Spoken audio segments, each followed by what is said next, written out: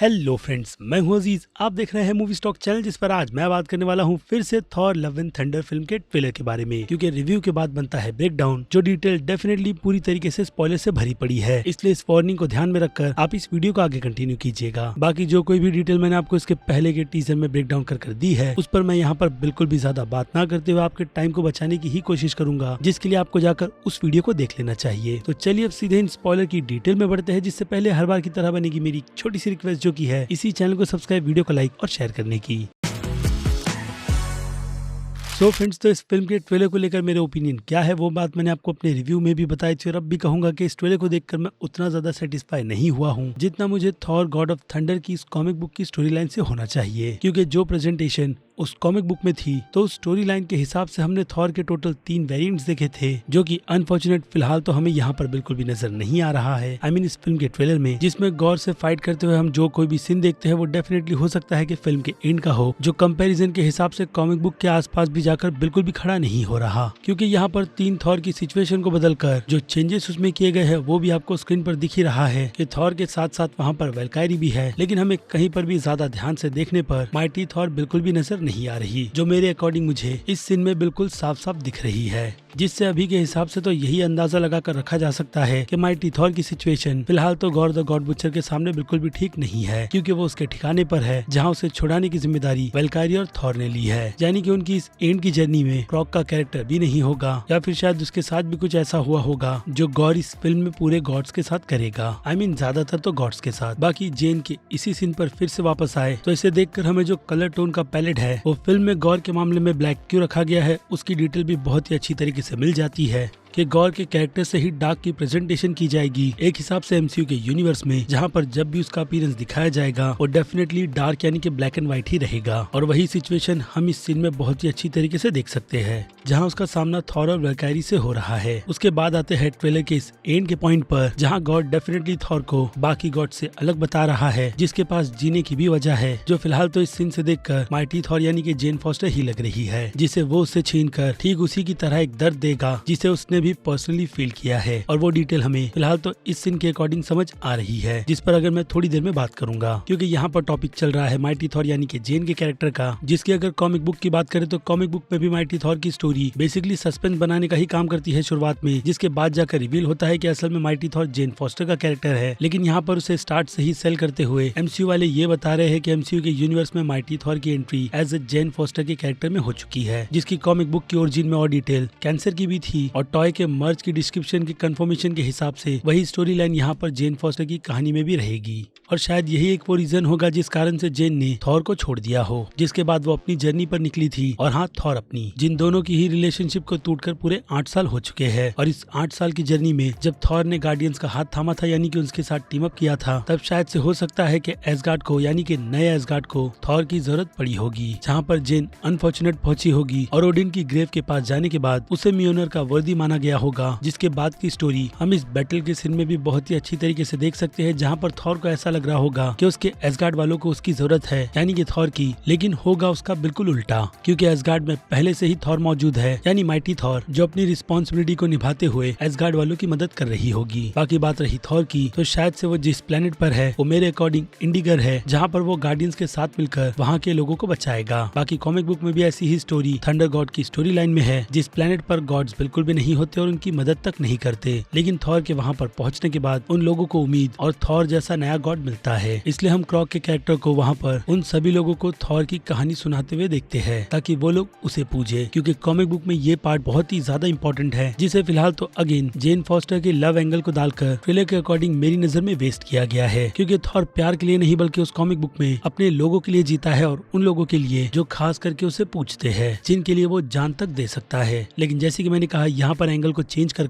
जेन foster की story को डाला गया है, जिसके लिए वो सीधे जाकर गॉड द गॉड बुचर के कैरेक्टर से भिड़ेगा, क्योंकि दोनों ही प्यार के मारे हैं। बाकी फिर से थॉर की उस नए एसगार्ड की सिचुएशन पर आए, जहाँ पर उसे जैसे कि इस सीन के अकॉर्डिंग लगता है क्वीन वेलकायरी ही लेकर आई है, जिसे शायद उस नए एसगार्ड की नई पॉलिटिक्स बिल्कुल भी समझ नहीं आ रही होगी, क्योंकि कुछ रूमर के अकॉर्डिंग एसगार्ड के लोग उसके नए नए रूल्स से बिल्कुल भी एग्री नहीं करते, जिस कारण से शायद उसे थॉर की मदद चाहिए, और वही वो उसे देने के लिए यहाँ पर आएगा। क्योंकि अब एसगार्ड से रिलेटेड जो अर्थ पर है उस पर गवर्नमेंट गवर्नमेंट के कई सारे रूल्स एंड रेगुलेशन लगने वाले हैं, जिसकी वाल्कायरी की मीटिंग के अलावा थॉर के इस सीन को आप बहुत ही अच्छी तरीके से मैच कर उस सिचुएशन को गेस कर सकते हो। लेकिन इस एसगार्ड की बैटल में थॉर के एक कॉस्ट्यूम के बाद ये गोल्डन कॉस्ट्यूम कब आएगा और कैसे बदलेगा वो फिलहाल तो फिल्म देखकर ही पता चलेगा। लेकिन यहाँ पर जिस तरीके का हेलमेट थॉर पहनकर खड़ा है वो अनफॉर्चुनेट उस पर सूट नहीं कर रहा। बाकी गोल्डन सूट सही है, जिसे देखकर पहले अंदाजा यही लगाया गया था कि ये दिन जूस की होगी, लेकिन इस ट्रेलर को देखकर उम्मीद वैसी बिल्कुल भी नहीं लगती। बाकी थॉर को फिल्म की शुरुआत में ही गार्डियंस का ग्रुप छोड़कर चला जाएगा, जिसके बाद वो सीधे न्यू एसगार्ड वेल्कायरी के साथ आएगा और हाँ, क्रॉक को भी लेकर। और बाकी इस कुछ सीन में हम माइटी थॉर यानी कि जेन फॉस्टर के कैरेक्टर को एक अलग ही जर्नी पर देखते हैं, जिसमें शायद से वो किसी गॉड के टेम्पल में हो सकती है या फिर उन मरे हुए गॉड्स के टेम्पल में जिन्हें गॉड ने अपने हाथों से मारा है। और बाय द वे बैकग्राउंड में फिर से लिविंग ट्राइब्यूनल का एक ईस्टर एग मिलता है और कुछ और गॉड्स का भी, जिन्हें इतनी जल्दी देखकर तो मैं अभी ऐसी ही कंफर्मेशन दे नहीं सकता। और अगर डिसअपॉइंटमेंट के हिसाब से सीन को देखा जाए तो एक्चुअल में ये इन्वेस्टिगेशन थॉर कॉमिक बुक में करता है ताकि वो आने वाले खतरे यानी कि गॉड द गॉड बुचर को समझ सके। बट फिलहाल तो यहाँ पर कुछ और ही होता हुआ दिख रहा है, या फिर ऐसा भी हो सकता है कि दोनों ही अलग अलग जर्नी पर निकले हैं, जिसमें से थॉर की ये जर्नी उसे भी कहीं ना कहीं इसी सोच में डुबा कर रखी हुई है कि इन गॉड्स को मार कौन रहा है और हाँ, उनके एसगार्ड पर हमला किसने किया था। जिसमें बाय द वे अगर आप बहुत ही ज्यादा ध्यान से देखो तो ये गॉड की आर्मी ब्लैक बर्सस है, जिन्हें सिम्बायोट्स की मदद से ही बनाया गया है। लेकिन ऑफिशियली सिम्बायोट्स इस फिल्म में है भी या नहीं, फिलहाल तो उसकी कंफर्मेशन नहीं की जा सकती। और बाकी इस सीन को देखकर अगर आप ये सोच रहे होगे कि गार्डियंस भी यहाँ पर उन्हीं से लड़ रही है इस प्लेनेट यानी के इंडिगार पर, तो वो भी क्लियरिफिकेशन हमें इस सीन को दिखाकर कर दी जाती है कि वहाँ पर उनकी ये लड़ाई ब्लैक बार्सेस से नहीं बल्कि किसी और लोगों से ही हो रही है। जिसके बाद गार्डियंस की जर्नी सीधे गमोरा और हाई रेवोल्यूशनरी को ढूंढने में निकल जाएगी, यानी कि गार्डियंस ऑफ द गैलेक्सी के वॉल्यूम 3 में। इसलिए उनका पार्ट इस फिल्म में इतना ज्यादा नहीं रखा जाएगा, क्योंकि टाइटल ये बात बहुत ही अच्छी तरीके से कंफर्म कर देता है कि ये फिल्म किस प्लॉट और कौन से कैरेक्टर पर फोकस करेगी। और फिर से जेन फॉस्टर की कॉमिक बुक की थोड़ी सी ओरिजिन पर आए तो मियोनियर के ज्यादा यूज करने की वजह से वो धीरे धीरे मर रही होती है, जिसके बाद जब उसे एसगार्ड को बचाना होता है तो वो अपना फाइनल टेक लेकर आखिरी सांस लेती है और मरने के बाद जो कॉमिक बुक में हर बार होता है वो वेल्कायरी बनकर जिंदा हो जाती है। आई मीन एसगार्ड की रक्षा करने वाली अलग वेल्कायरी, जिसका टी शायद हमें यहाँ पर दिया जा रहा है, यानी कि माइटी थॉर से लेकर उसकी जर्नी वेल्कायरी तक शायद से इस फिल्म में दिखाई जा सकती है। और इसी में अगर एक और थियरी मेरे हिसाब से टेसा थॉम्सन के इंटरव्यू से कंपेयर कर देखा जाए तो डेडलाइन वालों की रिपोर्टिंग के अकॉर्डिंग टेसा थॉम्सन ने खुद के पावर यानी कि वेल्कायरी के कैरेक्टर को लेकर जो डिटेल लोगों के सामने रखी थी, उसमें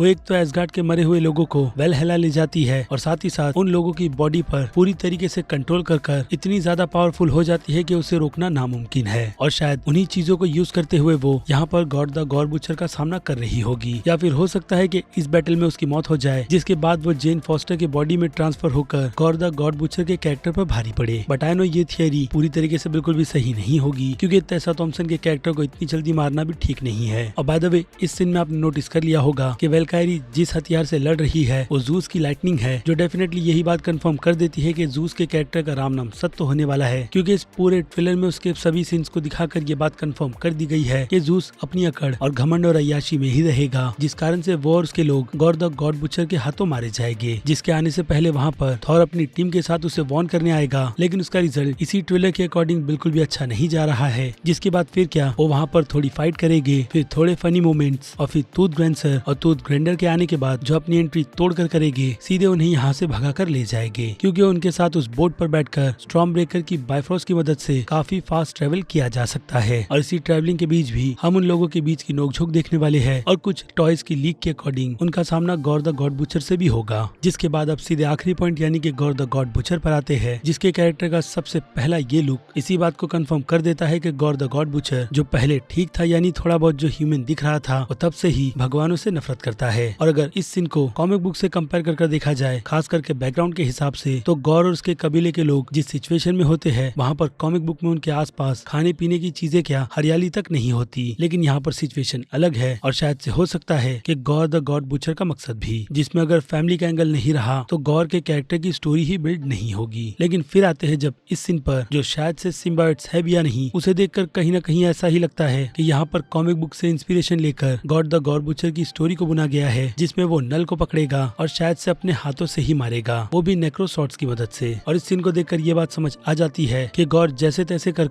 इसे एक ऐसी जगह पर पहुंचा है जहाँ पर कलर नाम की चीज नहीं है, यानी कि ब्लैक एंड व्हाइट वर्जन, जिसमें इस नेक्रोसॉर्ड्स की ही मदद से शायद वो इस दुनिया को क्रिएट करने वाला है। यानी कि वो जिस जगह पर है वो बेसिकली देखने में मून या फिर किसी तरीके का बंजर प्लेनेट लगता है, जो शायद से God God the God butcher का हो सकता है, जिसके आसपास के पूरे एरिया को उसने यूनिवर्स के साथ ब्लैक एंड व्हाइट करना शुरू कर दिया है, जो हम एंड की इस फाइट के सीन में बहुत ही अच्छी तरीके से देखते भी है। उसके अलावा गौर के कैरेक्टर को रोते हुए भी, जो कहीं ना कहीं फैमिली एंगल की स्टोरी को काफी स्ट्रांगली प्रेजेंट करने का काम कर रही है, क्योंकि उन्हीं के जाने के बाद गौर के पास एक मकसद होता है गॉड्स को मारने का। लेकिन मुझे अब भी सिम्बायोट्स के चांसेस इस फिल्म में ना दिखने के ही लग रहे हैं, जिसके पीछे की स्टोरी को हो सकता है कि एमसीयू वालों ने खुद के टेक को देकर पूरी तरीके से चेंज कर दिया है, और इससे कहीं ना कहीं ये भी डर लग रहा है कि गॉड द गॉड बुचर की कहानी को इसी एक फिल्म में कंप्लीट कर दिया जाएगा, जो अनफॉर्चुनेट तो है ही और फैंस के लिए एक बहुत बड़ी डिसअपॉइंटमेंट भी। लेकिन फिर भी मेरी थोड़ी बहुत उम्मीद टाइका वाइटिटी के नाम की वजह से बची हुई है, जिसका टूटना शायद फिल्म देखकर हो जाएगा, बट फिर भी उम्मीद पर दुनिया कायम है। और हाँ, जाते जाते छोटी सी डिटेल यानी कि एक रेफरेंस, इस सीन को देखकर हरक्यूलिस का लगता है, जिसमें अगर थॉर का सामना उस कैरेक्टर से होता,